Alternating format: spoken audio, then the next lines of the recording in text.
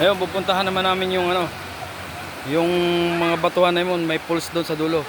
Kaya siya tinawag na Diego's Adventure Oasis. Dahil doon sa mga batong aakyatin mo bago ka makarating doon sa may mini pools nila. Ito yung landmark niya pag pumunta kayo rito. Ayan, Diego's Adventure. Ayan, may tindahan. Tapos doon, ito yung pasukan. Yan yung pasukan niya. Ito papasok. Tapos bababa lang kayo sa loob. Yung mga motor naman nakakapasok na ron. Kaso medyo mahirap pa. Kaya mas minabuti namin dito na lang. Doon ang gagaling ang tubig. Yan, doon kami papunta ngayon. Yan. Ito yung nagpapa-adventure sa kanya, kaya tinawag na Diego's Adventure. Tsaka sulit yung lugar na to kasi yung may-ari pa lang napakabait. Kahit ano iutos mo, paakit ka ng buko, pwede. Kung ano meron sila, basta bayaran nyo lang, walang problema. Tsaka yung mga gusto nyo bumili, papautos lang kayo, iraradyo lang doon sa taas.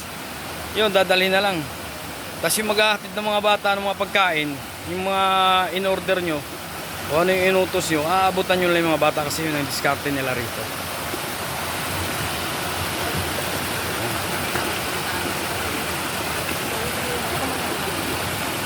Dito mo ako sa gilid. Yan, papunta kami ron sa may falls nila rito. Maliit lang na falls pero sulit na rin. Para kami namasahe sa lakas ng current ng tubig. Yan. Bakit kami dyan?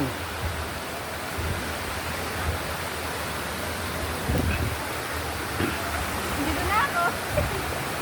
Yan.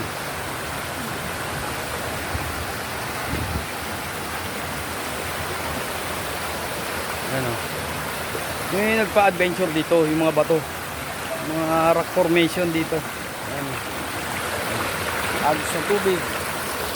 Mga excited talaga, kailangan dahan lang din kasi mga bato madulas. Yan, nakakat ka sa dulo.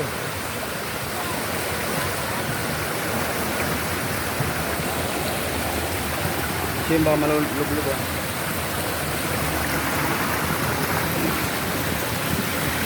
Ayan, sino nagpapa-adventure dyan?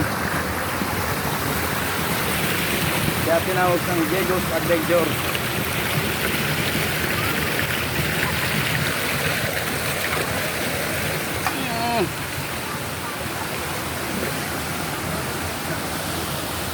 Ayan o, makakyata na sila ron sa dulo. May pulse. Pag gusto nyo magpunta rito, search nyo lang White Pirates Hidden Resort. Yun, makikita nyo na. Kaya yung binayad mo rito, magkano lang entrance? 30 pesos. 30 pesos. Sulit na. 30 pesos namin dito, overnight na. Eh kung pupunta ka rin sa Pinlac Falls, Lola 7, doon sa Hidden Resort, maganda. Pero hindi masusulit dahil crowded na yung lugar. Stress ka lang. Dito solo nyo yung lugar dito. Ayan o, akit kami rin sa dulo, pinakatuktok pa. Ayan, ito yung nagpapa-adventure sa kanya, kaya mas pinili namin pabalik-balik dito kaysa sa mga pagsiksikan kami rin sa ibang mga running water na resort. Kasi dito adventure talaga. Akyat pa lang dito sa mga bato, talaga adventure na, pero ingat na rin. Saan sila kakit?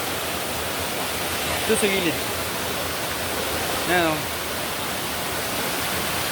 At dito wala nang bayad yung parking ng mga motor. At pwede yung iwan dun sa tindahan nila yung mga helmet nyo na safe. Dahil binabantayan talaga nila. Ayan o. Tapos sa akyat pa kami rin sa dulo.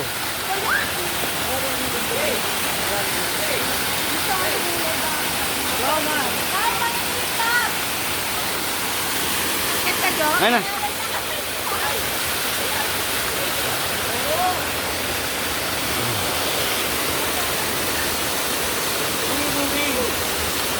Ayan o.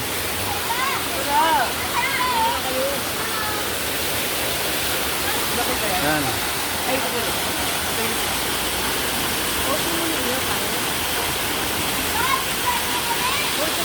Ayan. May nagpapa-adventure dito. Ayan o. Yung mga anak ko, ayan o. Ayan yung anak ko, yung nakaputi. Ay, daan-daan lang ha.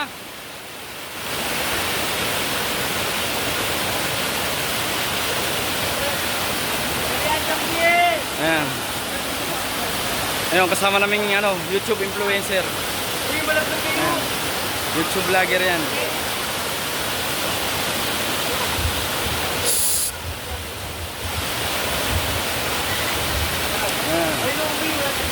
Yung nagpapa-adventure dito, hindi nyo makikita sa ibang resort dito.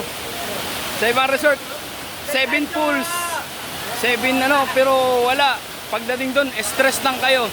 Dahil sa sobrang dami ng tao, dami ng rider. Stress lang yung abutin nyo.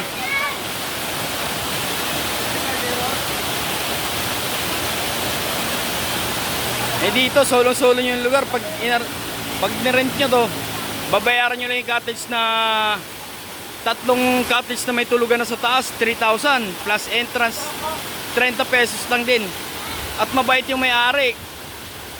Kayo masusunod kung magkano discount na i-discount nyo. Na hindi naman sila lugi. Kaya ayan, okay talaga rito.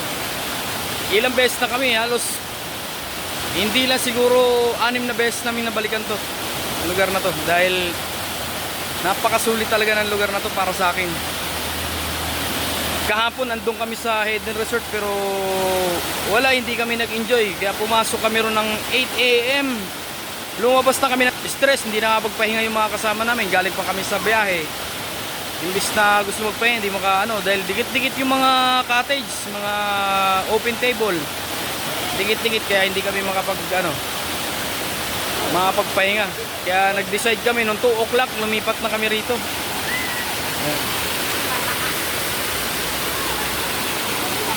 Ayan, nung lumipat kami rito, talagang yun, dito sila nag-enjoy. Dun wala, nalungkot sila ron kahit maraming paliguan.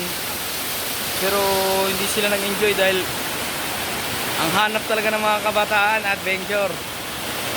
Ayan o. Oh. Pag akyat pala sa mga bato, malilibang ka na. Pero kailangan may kasamang pag-iingat talaga. Dahil madulas ang bato. Hindi naman siya masabi madulas kasi binabras ng may-ari ito. Araw-araw binabras nila to. Ayan o.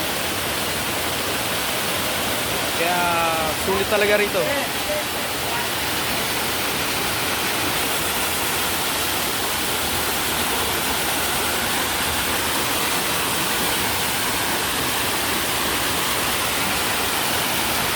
Ayan, tayo. Kaya gusto nyo kung mga rider kayo, mga group rider, recommended tong lugar na to. 100% mag-i-enjoy kayo. Tsaka masusulo nyo yung lugar. Kaya 100% masabi kong enjoy talaga. Dahil sa mga rock formation, ayan o. Akyatin natin yan.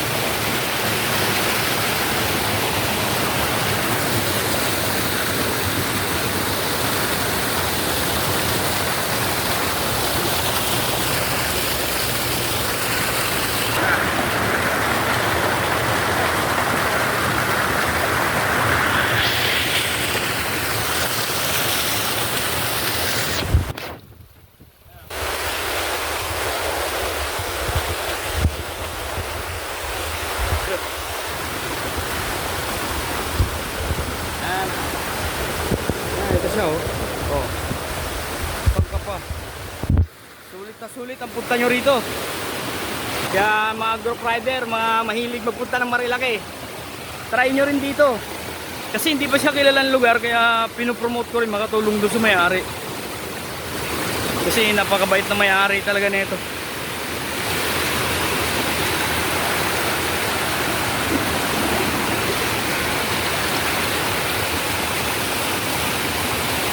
Kaya pabalik-balik kami rito, walang problema. Open na open kami rito.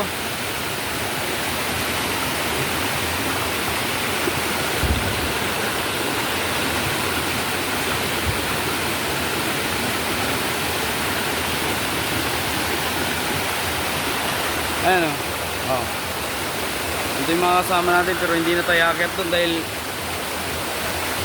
may hawak tayong dalawang camera. Hindi tayo makakatukod masyado. Ayan. Doon ang gagaling yung ano, tubig sa dulo. Ayan.